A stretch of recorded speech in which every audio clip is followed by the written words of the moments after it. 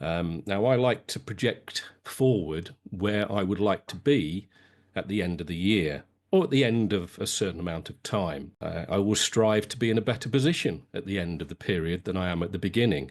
And this can be health, fitness, income, sport, family, whatever it is. For me, it is essential to have a clear vision and a goal of where I want to be. I need to picture it. Now, here's a saying that I really like. It says, "This is the first day of the rest of your life," and this is the first year of the rest of your life. I know it's a cliche, but it's a good one. It means that every day there's a chance to improve on the past. The present moment is the most important part of our lives. Now, if you're happy with pretty much everything in your world, and there's no need to do anything, and you can just carry on in the same way as you have been doing. And congratulations to you. That is something very special indeed, really tough to achieve. But most people aren't in that position. And if you're not happy with any element or want to just improve anything, then you need to plan how you're going to actually achieve. First, we need a clear vision of what our world will look like when we achieve our goal. And secondly, what do we need to do to physically get there? Now, if you're going to make a dramatic change, which is something I did about 18 years ago, then you certainly need a clear vision.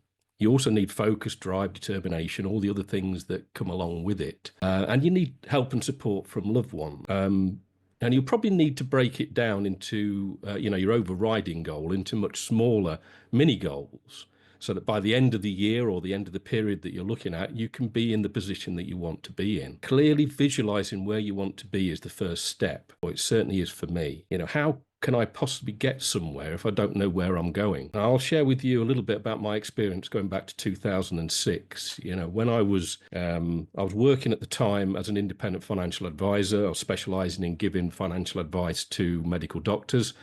It was quite niche, and I worked for a very well-respected firm, and I was doing really well. I had a good level of income, and income wasn't an issue, but my work-life balance was poor. And I was recently married. We wanted to start a family. I was in my early 40s, so time was of the essence.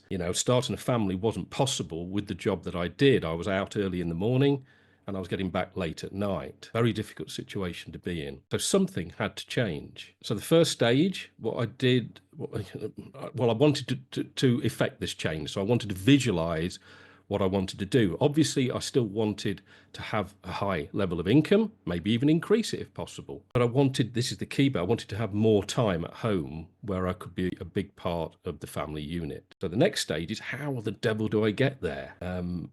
At this time, I was already sold on the idea of trading. I knew somebody who was trading and doing quite well. And it sounded almost too good to be true. So I wanted to make this the vehicle would allow me to achieve my work-life balance. I knew it wasn't going to be quick, it wasn't going to be smooth, many steps to get from where I was to where I needed to be. I had to break it down into bite-sized pieces, like going part-time, for instance, in the job I was doing, to give me the time to actually learn how to trade or understand a lot more about the markets. It was hard in those days.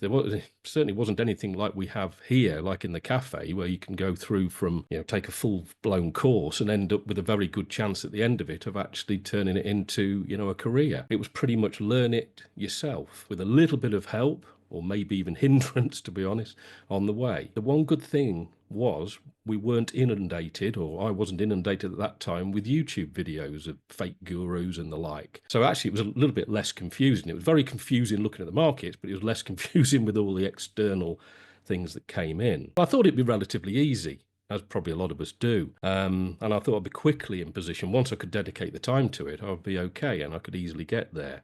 But it didn't quite work out like that.